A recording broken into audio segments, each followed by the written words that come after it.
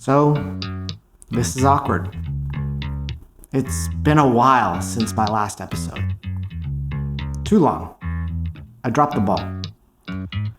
Not only did I take a break, but I also stopped recording halfway through a 4-part series I had been planning for months. And I feel bad. Like I've let you down. And I apologize if I have. I definitely let myself down. Now, this episode isn't just a mea culpa. Self-flagellation doesn't help anyone. It's actually about creative momentum. So if you've ever had a creative idea or plan that hasn't quite worked out, let's dive into what that really means and how to relight that fire.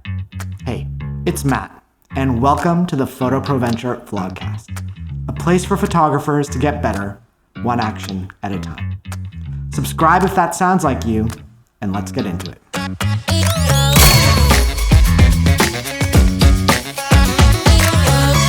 Creative momentum is like a campfire. It begins with a spark. As I was writing the last 2 episodes of the 4-part series, I was already thinking about the time that had passed since the last one. Do I just ignore the time that's passed since my last episode in the hopes that no one noticed or cared? But don't I want people to notice? Don't I want people to care? And if I do address the interruption, how do I make this episode more valuable than a heartfelt apology? According to my Evernote, the spark that started this vlogcast happened on December 29th, 2019. And those first few days were an inferno of ideas. I'd be trying to go to sleep and new ideas would just be busting out of nowhere. So downloading those ideas out of my brain and into my notes, it's the only way I can get to sleep at times like that. I still have a list of 27 vlogcast ideas from that initial brainstorm that I'd still like to bring to life. When my brain is in that mode, it seems like ideas are endless and that they all will pan out. So clearly I'm delusional at that time. But there's nothing quite like the energy that's created at that time. It's like there's an internal motivation driving me and I can't stop. The tinder has lit the kindling, but the initial inferno has died down. Now it's time to tend to the fire, or else it might snuff out. Most of my episodes work in this way. I have an idea, and that idea drives my internal motivation, and I write like crazy. I usually get somewhere to around 80% done. But then it's that last 20% that I really struggle with. My next episode about the little things that go into a great photo shoot was sitting for months just waiting to be finished. After my initial inferno of ideas for the vlogcast, it took me 4 months to get my first episode up. And all that time, I was tending to the fire, building it to the point where I could share it with others. As I'm sure you can relate to, building something new takes a lot of time and effort. Thinking about it, planning for it, doing it, working on it, tweaking it, launching it, sharing it, and then reflecting on it and repeating. And all of this under the specific constraints of your life. For me, one of the major constraints is my full-time job. I'm not in a position at the moment where I can devote all of my time to this vlogcast. So I have to carve out time in my schedule to plan and execute an episode. Now, the interesting thing about constraints is that many of them are self-inflicted.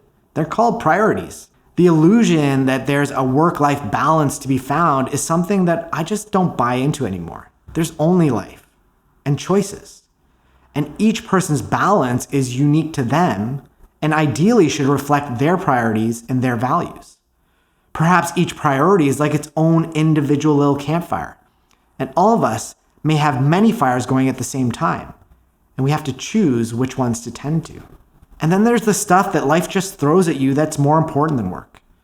My mom passed away a few years ago, and my dad's been on his own cancer journey for the past couple of years. And I was lucky enough to have the opportunity to spend some time with him and the rest of the family by taking a sabbatical away from work and from this vlogcast. Now, I had been planning to work on the vlogcast at the same time, but in the moment I found that it's more important to be present with him and them. So along your journey, don't forget to tend to your life. Life is not just about career or monetary success, at least not for me. The fire may appear to be out, but if you look closely, the embers are still hot, and it's time to restart the fire.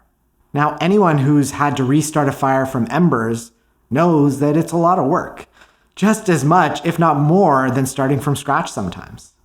So looking back, would it have been smarter to keep the fire going instead of waiting until all I'm left with is embers? Probably. But I also know from experience that some fires need to be extinguished. I've had lots of ideas that I've been excited about at first, yet never executed. And some of those ideas have stuck with me, and I still plan to do something about them in the future. Others, though, I've let them go because either they weren't the right idea or it wasn't the right time. The things that you're passionate about are the fires that will stay with you for a lifetime. There will be times when you start a fire only to find out that you need to snuff it out in order to make room for a new one. But instead of getting bogged down by what ifs, I've learned that it's better to look forward while focusing on the now. The way I do it is through self-forgiveness. I forgive myself for the decisions that may have held me back in the past or led me down the wrong road because at the time, that's the best I could do with the information that I had. So I'm letting go of any regret I may have of leaving the vlogcast to dwindle over the past few months. Because I'm back at work, juggling my job and making new episodes. I have a new source of energy and I'm recommitting to what I'm trying to create here. A place for photographers to get better, one action at a time. Those of you campfire builders out there know that once a fire gets to a certain size, it becomes less work. It's almost self-sustaining. Almost. It sort of depends on whether or not you want the fire to keep growing or if you're happy with the size that it's at. Creating an ever-growing fire takes an ever-growing supply of fuel and hard work. I have so much respect for all of the creators out there who can both build and sustain their brands. I've seen how much work it is to run a tiny little YouTube channel and a podcast, and can only imagine how challenging it is to get to the point where things maybe get a little bit easier. I went on a run of 12 episodes across 12 months, and I knew that I wouldn't be able to keep up with most of the YouTube creators or podcasters that put out regular content. Most of the extraordinary people I admire have worked their butts off to get to where they are. Not only do they have an innate talent, but they also put in the hard work. Hard work is what allows talent to fully express itself, and for people to achieve things that others haven't even dreamed of. I'm pretty sure it was Gary Vee who said that the reason he focuses so much on hard work is because it's the one thing he can control. No one can control how much innate talent they have, but everyone can control how much effort they put in. If you've ever started a campfire yourself, you'll have noticed that I missed a step at the very beginning, prepping for the fire by finding a location, setting aside some time to plan, getting the tools and gathering the materials. And if you're lucky, you're blessed with good conditions. Otherwise, you may be trying to start a fire in the rain. Possible, but way harder. This episode came together in much the same way. After thinking about it for a couple of months, I woke up one morning and realized what I wanted to say. I realized that this is more than a story about how I dropped the ball. It's a story about creative momentum.